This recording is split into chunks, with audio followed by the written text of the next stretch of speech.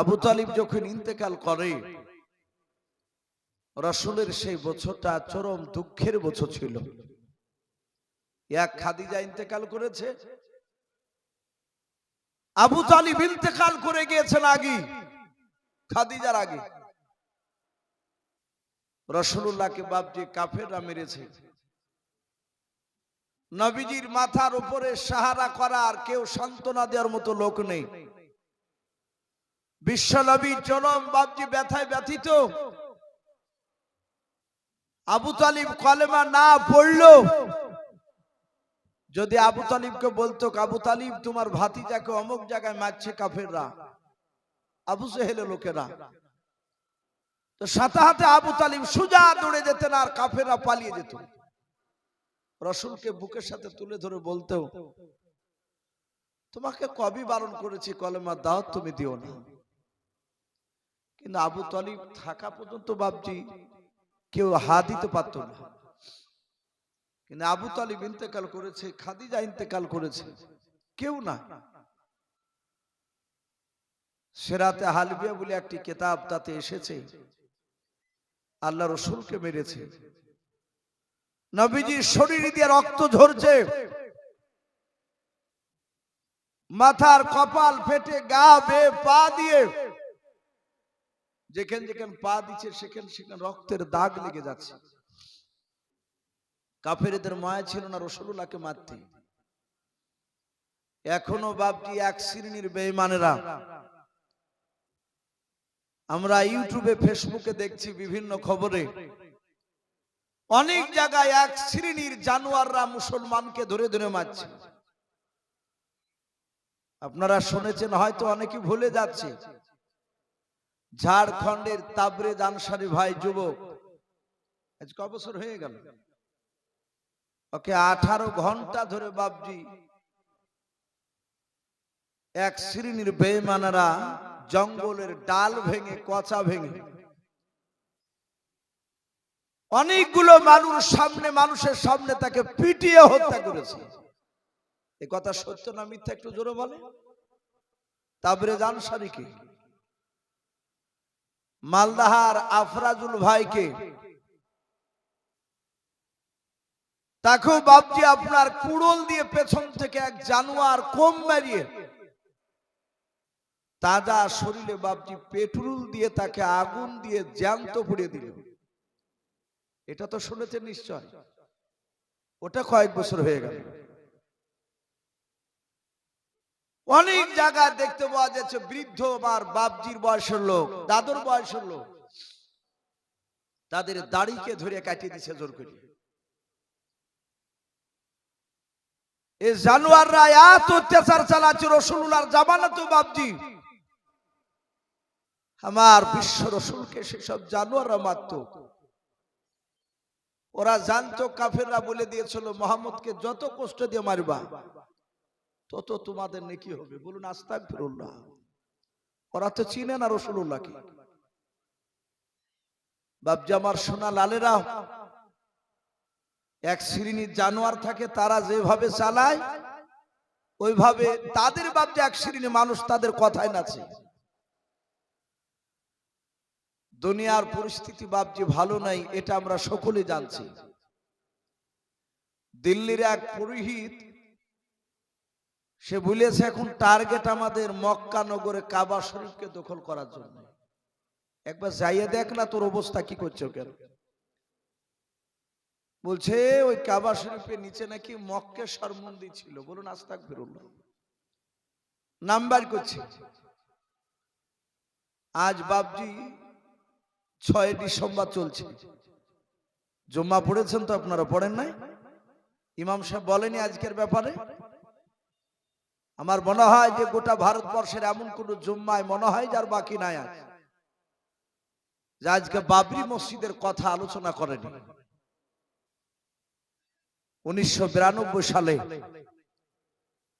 ডিসেম্বরের এই 6 তারিখে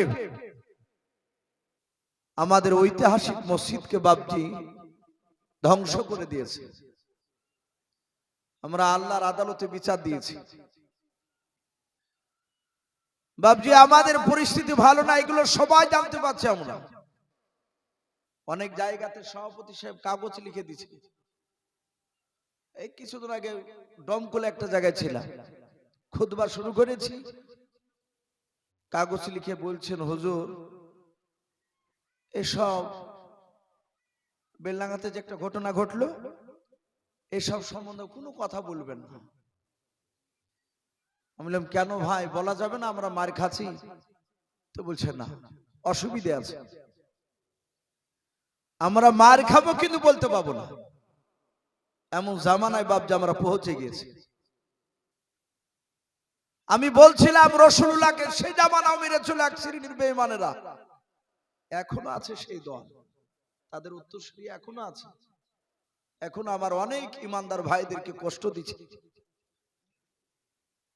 আমার রাসূলুল্লাহকে মেরেছে, নবীজির খাদিজা নাই, আমার বিশ্ব রাসূলকে মারতো, খাদিজা থাকতে খাদিজার কাছে যেতে। নবীজি বলতেন, খাদিজা আমি তো কোনো অন্যায় করিনি, আমাকে দেখো আবু জেহেলের লোকেরা ধরে কি লুমালো, নোংরা দিয়েছে গায়ে, পাথর দিয়ে মেরেছে, জুতো দিয়ে মেরেছে। আল্লাহ রাসূলের অর্ধাঙ্গিনী বিবি খাদিজাতুল কুবরা সান্ত্বনা দিয়ে বলতেন, ওগো আল্লাহ রাসূল, ওরা যদি চিনতো আপনি আখিরি জামানার রাসূল, আপনাকে মারতো না, ওরা চিনে না আপনি রাসূল। আপনার পূর্বেকার নবী রাসূলদেরকে তার কওমরা ধরে ধরে মেরেছে। বলুন আলহামদুলিল্লাহ, কত বড় সান্ত্বনামূলক কথা। আর আপনার আমার বিবি একবার পরীক্ষা করে দেখে, পাড়াতে কেউ যদি মারে, কানতে কানতে বাড়িতে যদি যান আর বিবিকে যদি বলেন যে আমাকে মারিয়েছে অমুক চায়ের দোকানে অমুক লোক, তমনি বলবে ওর লাকে মারতে পারোনি, ওর নাক শুয়ে ফাটিয়ে দিতে পারোনি, নাহলে বলবে তুমি হাতে আমার চুরি খুলে তোমার হাতে চুরি পড়ো। ও জানে যে মারামারি করে মরে গেলে আবার আরেক জায়গায় হাঁটু পাড়তে পাবো, আবার বিয়ে করতে পাবো। আর খাদিজা এমন সান্ত্বনা দিচ্ছে, ওগো স্বামী আপনি কাঁদবেন না, আপনি যে রাসূল তা ওরা চিনে না, ওরা জানলে আপনাকে মারতো না। রাসূলকে সান্ত্বনা দিয়ে কথা বলতে, সে খাদিজা নাই, সান্ত্বনা দিবে কে? মালে কমসে কম সামনে গিয়ে আবু তালিব বলতো, এই আমার ভাতিজাকে কেন মেরেছো, এতটুকু কথা বলতো, কিন্তু আবু তালিবও নাই। রাসূলকে কে সান্ত্বনা দিবে? আল্লাহর নবী তিনি জানেন আবু লাহাব আমার চাচা, তার বাড়িতে যাওয়া যাবে না। আল্লাহ রাসূল জানেন আমার চাচার মধ্যে থেকে সবচেয়ে বাপজি শক্তিশালী চাচা, তার নাম ছিল আমির হামজা। কি নাম বললাম? আমির হামজা রাদিয়াল্লাহু তাআলা আনহু। নবীজি আমির হামজার হাদিসের বাপজি তার হাতের ব্যাপারে নবী বলেছেন, দুনিয়াতে এক নাই দুই নাই, 50টা যুবকের শক্তি একাই। হযরত বাপজি আমির হামজার দুই হাতে আল্লাহ দিয়েছিলেন, বলুন সুবহানাল্লাহ। এত শক্তি বাপজি আমির হামজার হাতে ছিল। তীরন্দাজ ব্যক্তি ছিল, তীর দূর থেকে বাপজি মারলে, কোন মানুষকে সামনে দিক থেকে মারলে বুকে তীর লাগে পেছন দিক দিয়ে বাপজি বেরিয়ে যেত, বুক পিঠ দিয়াও। পেছন দিক থেকে মারলে সামনে দিক দিয়ে তীর বেরিয়ে যেত। আল্লাহর নবী মনে মনে ভাবলেন, আল্লাহ আমার চাচা আমির হামজার বাড়িতে একটু যায়, চাচা মনে হয় আমার সাইডে একটু দাঁড়াবে। তখন আমির হামজাও বাপজি কলমা পড়ে নাই, আল্লাহর নবীজিকে বাবা নবী বলে বাপজি বিশ্বাস করে নাই। আল্লাহ রাসূল আমির হামজার বাড়ির দরজায় গিয়েও দেখে দরজাখানা বাপজি লাগানো আছে। নবী ডাক দিয়ে বলেন, চাচা। আমির হামজার ডাকের সাড়া নাই। আমির হামজার বেবি বেরিয়ে আসলো, দরজা খুলে দেখছে তার ভাতিজাও। ডাক দিয়ে বলেছিল, চাচি মা আমার চাচা কই? বলে তোমার চাচা এখানে নাই, জঙ্গলে শিকার করতে গিয়েছে। আল্লাহ রাসূল বলেন চাচা বাড়িতে নেই। বলে নাও।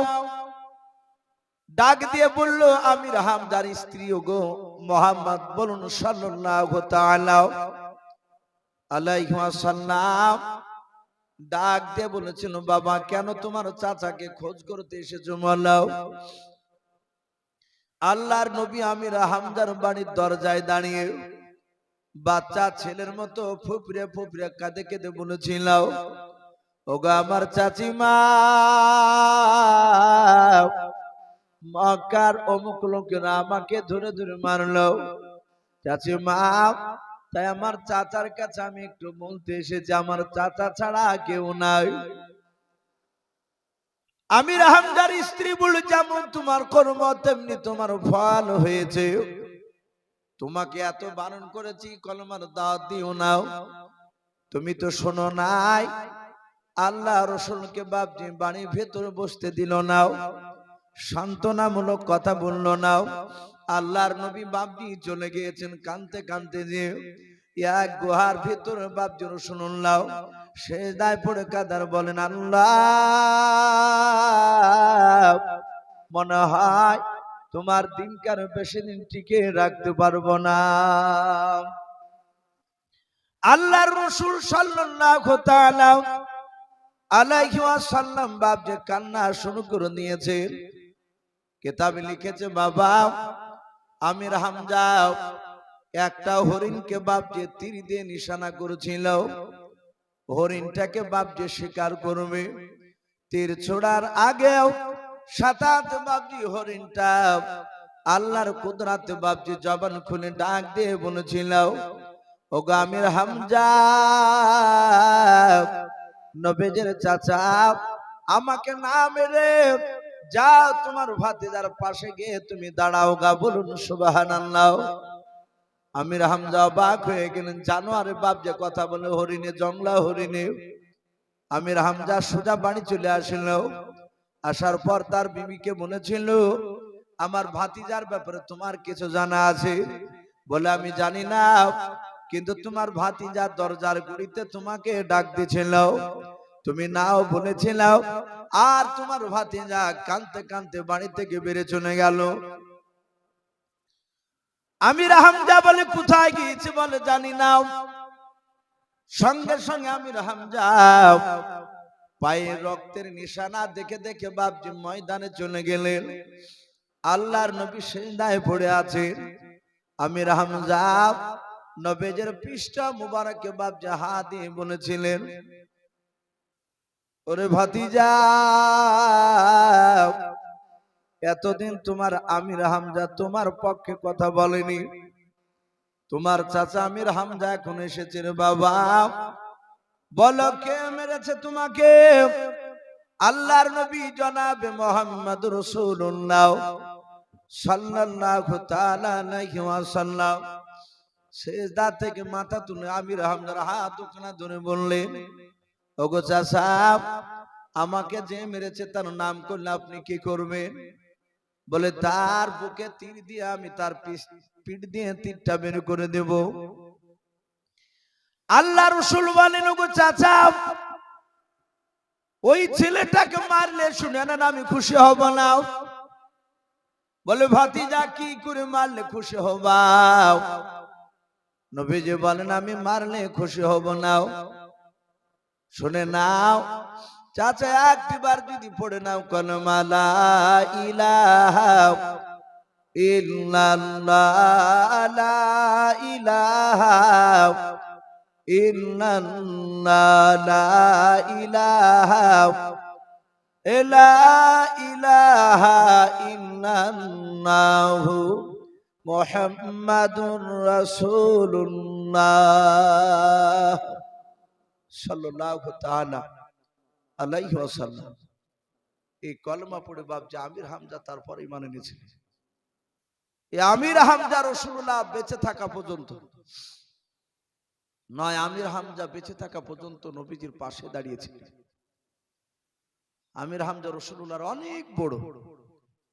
অথচ নবীর কাছে এসে কথা বলতেন, বসতেন বাচ্চা ছেলের মতো করে। বলুন আলহামদুলিল্লাহ। উনি জানতেন আমার ভাতিজা হলো তো কি হলো, ইনি আমার চেয়ে বয়সে অনেক ছোট হলো তো কি হলো, উনি বিখ্যাত নবীর রসূল। আমি বলছিলাম